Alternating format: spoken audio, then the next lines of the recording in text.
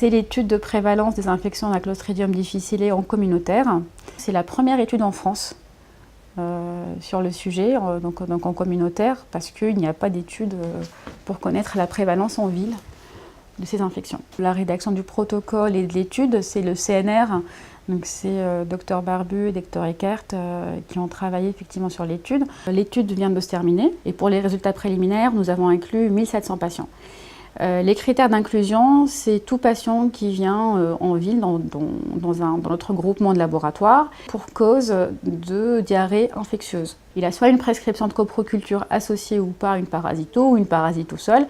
Et donc nous, on faisait systématiquement le test GDH plus toxine sur toutes ces selles-là. Donc quand les patients viennent, on leur propose effectivement l'étude, il faut vraiment un consentement donc éclairé. Et puis on avait une fiche de renseignement clinique. S'il y avait eu donc une antibiothérapie dans le mois précédent, une hospitalisation dans les 12 semaines précédentes, s'il y a eu un épisode donc à Clostridium difficile récemment. Au laboratoire, donc on faisait ce test rapide. Et s'il était positif à GDH plus toxine négative ou GDH plus toxine positive, on envoyait la selle au CNR.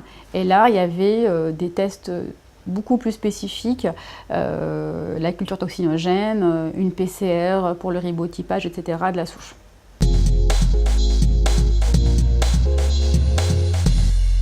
Il y a une forte prévalence de ce germe dans les selles. Voilà, en communautaire, alors qu'avant on pensait que c'est une infection liée donc à l'hôpital.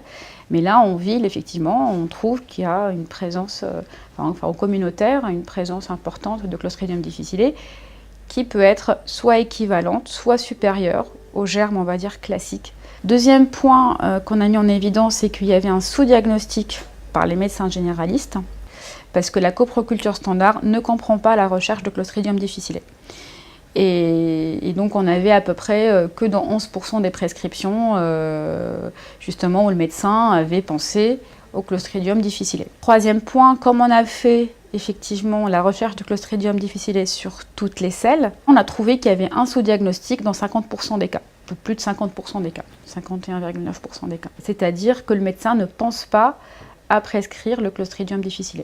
Il n'y a pas un ribotype particulier qui circule en ville, donc il n'y a pas de souche, on va dire, il n'y a pas d'épidémie, parce que sinon on pourrait avoir une épidémie. Bien évidemment, chez les enfants, donc on avait trouvé une proportion importante, mais ça c'est quelque chose de connu, donc ce n'est pas une surprise.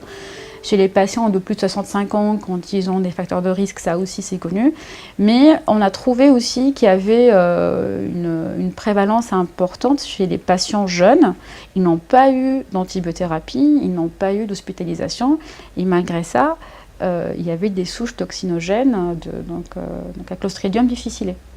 Et donc à l'étranger, il y a eu donc une étude similaire avec plus de selles parce qu'il y avait plus de centres, mais les résultats sont très similaires. Il y a une prévalence importante de Clostridium difficile par rapport aux autres pathogènes entériques, type salmonelle, donc c'était équivalent. Deuxième point, il y a un sous-diagnostic en ville, où effectivement les médecins généralistes ne prescrivaient que dans 7% des cas. Donc nous on a trouvé 11%, donc c'est des résultats similaires en Europe aussi par rapport à ce que nous on a trouvé sur la prévalence d'infection de Clostridium difficile en communautaire.